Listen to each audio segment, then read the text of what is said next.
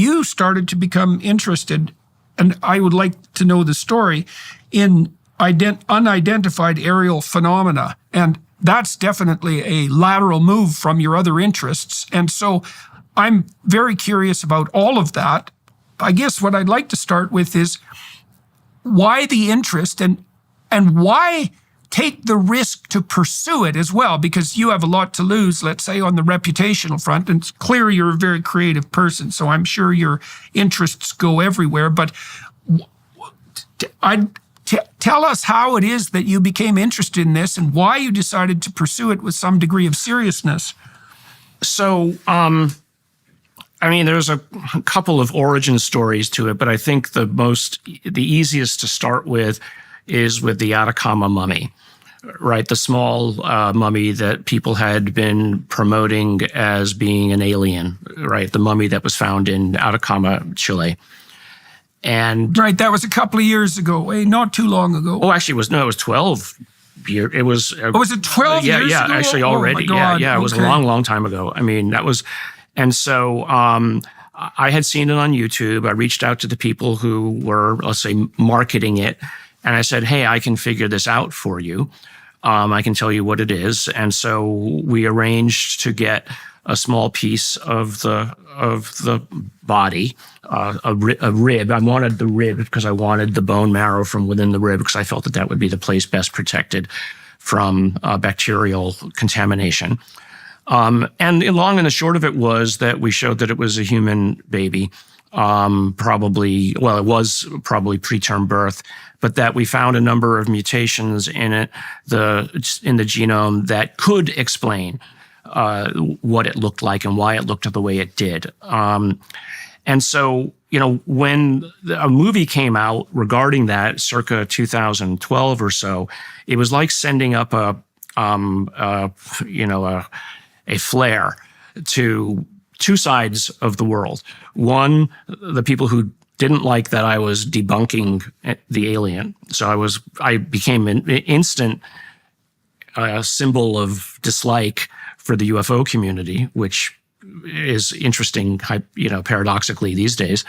But then it also was a flare to scientists, as it turned out, as well, the intelligence community, that here's a guy willing to look at things and just call them as he sees it. And so that led, as it turned out, to somebody representing the CIA and an aerospace company showing up at my office at Stanford, literally unannounced, showed me their credentials and said, "We need your help looking at patients who've had harm done to them." And I was like, "Well, what kind of harm?" And then they laid out the data, literally like MRIs and X-rays of internal scarring of are these people who reported abductions? No. Sorry. Okay. I'm off on a wrong tangent. These are intelligence agents, diplomatic corps, military personnel, et cetera, all who'd had said that they were hearing buzzing in their ears, or, and then a small subset of them said that they'd been in proximity to things that you would call a UFO. So I thought it was a joke at the beginning, especially when they mentioned the UFO stuff, because I had no intention at the time of going back and doing more alien research after the Atacama mummy escapade. And so they had come to me. Why come to me? Well, one, I was willing to talk to people about this stuff, but two, they wanted to do blood analysis of the individuals who'd been harmed as part of a complete medical workup. And so they'd asked around and they said, "Well, who does the best blood analysis?" "Oh, you need to go talk to this guy, Nolan, at Stanford. He has this thing called CyTOF that can do the deepest analysis of blood that, currently today and still." So basically, over the course of 2 or 3 years on working with this group and on these patients, it turned out that these were actually the first of the Havana syndrome patients. I'm sure you've heard of Havana syndrome. So review that for everyone. So Havana syndrome was something that basically came out around 2015, 2016, and it was called Havana because it was the diplomatic corps individuals in our government who were getting headaches, they were having to be sent home. And it turned out that it's probably a kind of microwave technology being used by some of our adversaries. It's 100% real. You know, some people in the CIA tried to debunk it, but now there's a whole like set of paperwork put out by the Department of Health and Human Services on anomalous, what's now called anomalous health incidents, where Havana syndrome and all of the sets of associated symptoms are all listed, and there's a path now for people who think that they have it to go follow it up, you know, appropriately with the Veterans Administration or what have you. But, you know, in the 3 years. Okay, so let me get this straight. So you had someone from the CIA show up to your office, and he had a list of people who had medical problems, and some of those medical problems were a consequence of people coming into contact with what technology that is mysterious. Is that the right way of thinking about it? Yeah. Well, I mean, they didn't know what the source of it is, but now we know that it was basically. I mean, it's an energy weapon, just a microwave weapon. Just imagine you could focus the beam of your microwave in a very narrow path towards a person's head. You'll bake the brain cells in their head. So, I mean, there's nothing magical about it. We have them. Everybody knows that these things exist. At the time when we were working on it, we were calling it interference syndrome.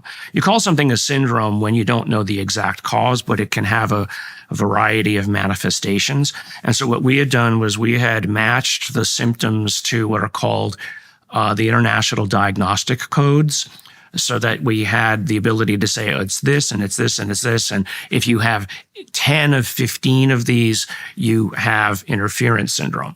So at the same time, somebody was figuring out what Havana syndrome was.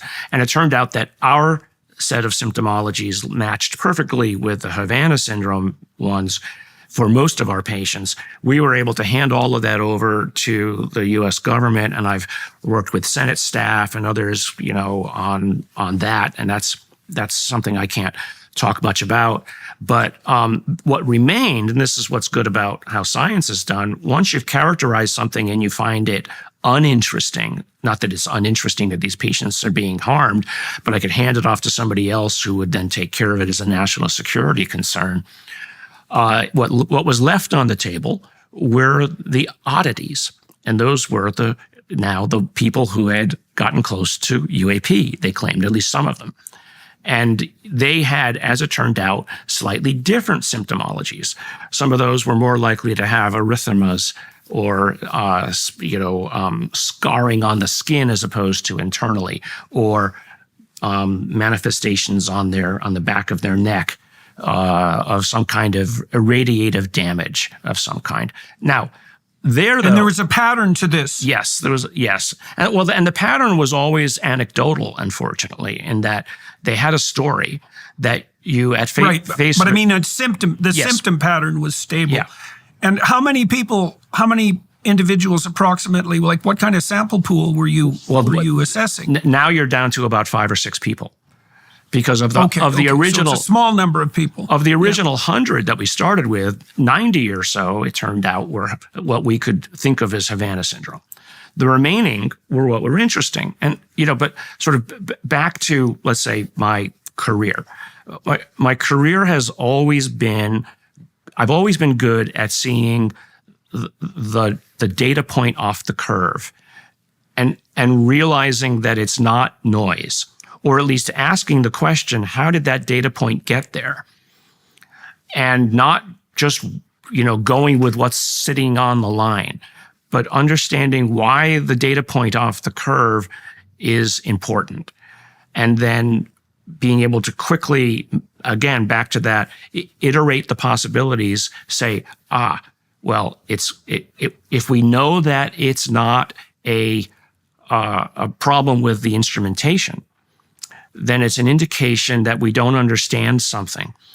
And so that was where I was already starting to get introduced, because of this UAP stuff, because of that, we had these groups of individuals who said that they'd gotten harmed by UAP, and we diligenced them to make sure that they didn't have some sort of psychological problem. They had full psychological workups, and we knew that these were people that we're trusting the nation's security with. It's kind of like, okay, well, it's an anecdote, it's a story, and now I've heard 50 stories like this by that point. Right, right. And it's like, well... No, they say the plural of anecdote isn't data, but the plural of anecdote is definitely hypothesis. Yes, right. And so once you start to get that, I was like,